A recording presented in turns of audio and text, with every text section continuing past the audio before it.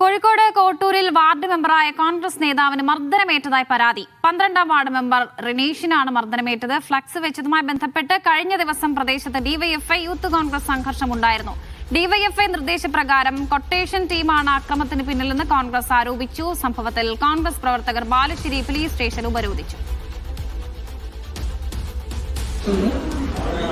വീട്ടിലേക്ക് പോവുമായിരുന്നു. വീട്ടിലേക്ക് പോകുമ്പോൾ മഞ്ഞപ്പാലം കഴിഞ്ഞ് കാട്ടാമ്പള്ളി എത്തുന്നതിന് മുമ്പ് എൻ്റെ വാർഡ് മെമ്പറായ റിനീഷിനെ വിഷ്ണു നാരായണകുളം സഗിലിത് പറഞ്ഞ രണ്ടാൾ ബൈക്കിൻ്റെ മുകളിൽ തടഞ്ഞു.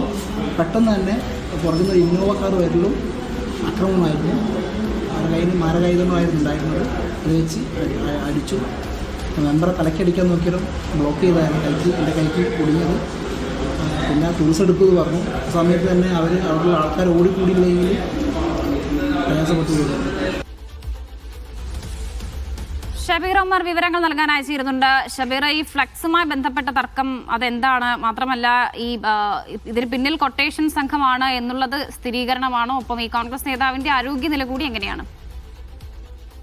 കോട്ടൂരിൽ ഫ്ലക്സ് സ്ഥാപിച്ചതുമായി ബന്ധപ്പെട്ട് ഡിവൈഎഫ്ഐ യൂത്ത് കോൺഗ്രസ് പ്രവർത്തകർ ഇന്നലെ സംഘർഷമുണ്ടായിരുന്നു. ഈ സംഘർഷത്തിനിടെ യൂത്ത് കോൺഗ്രസിന്റെ ബാലുശ്ശേരി നിയോജക മണ്ഡലം സെക്രട്ടറി വിഷ്ണുവിന് പരിക്കേൽക്കുകയും ചെയ്തിരുന്നു. ഈ സംഘർഷം കഴിഞ്ഞ് ആ സംഘർഷത്തിൽ തന്നെ ഈ വാർഡ് മെമ്പർക്കും പരിക്കേറ്റിരുന്നു, റനീഷിന് പരിക്കേറ്റിരുന്നു. ഇതിന് പിന്നാലെയാണ് മറ്റൊരു സംഘം എത്തി കറുത്ത ഇന്നോവയിലെത്തിയ സംഘം റിനീഷിനെ മർദ്ദിച്ചുവെന്ന് പരാതി ഉയരുന്നത്. ഈ സംഭവത്തിൽ കോൺഗ്രസ് ആരോപിക്കുന്നത് ഡിവൈഎഫ്ഐയുടെ നിർദ്ദേശപ്രകാരം കൊട്ടേഷൻ സംഘമാണ് കോട്ടൂർ ഗ്രാമപഞ്ചായത്ത് 12ാം വാർഡ് മെമ്പർ റനീഷിനെ മർദ്ദിച്ചത് എന്നാണ് കോൺഗ്രസ് ആരോപിക്കുന്നത്. ഒപ്പം തന്നെ ഈ സംഭവത്തിൽ ബാലുശ്ശേരി പോലീസ് നടപടിയെടുക്കുന്നില്ല, എന്ന് വെച്ചാൽ കേസെടുക്കുന്നില്ല, പ്രതികളെ പിടികൂടുന്നില്ല എന്ന ആരോപണം കൂടി കോൺഗ്രസ് ഉന്നയിക്കുന്നുണ്ട്. ഈ ആരോപണം ഉന്നയിച്ച് ഇന്നിപ്പോൾ അല്പസമയം മുമ്പ് കോൺഗ്രസ് പ്രവർത്തകർ പ്രാദേശിക നേതാക്കളുടെ നേതൃത്വത്തിൽ ബാലുശ്ശേരി പോലീസ് സ്റ്റേഷനിൽ ഉപരോധം സംഘടിപ്പിച്ചിരുന്നു. പ്രതികളെ പിടികൂടണം, കേസെടുക്കണമെന്നടക്കമുള്ള ആവശ്യം ഉന്നയിച്ചായിരുന്നു ഇവർ പ്രതിഷേധം സംഘടിപ്പിച്ചത്. എന്തായാലും ഈ ആക്രമണത്തിൽ പരിക്കേറ്റ റിനീഷും ഒപ്പം തന്നെ വിഷ്ണുവും ഇപ്പോൾ ചികിത്സയിൽ കഴിയുകയാണ്. വർഷ.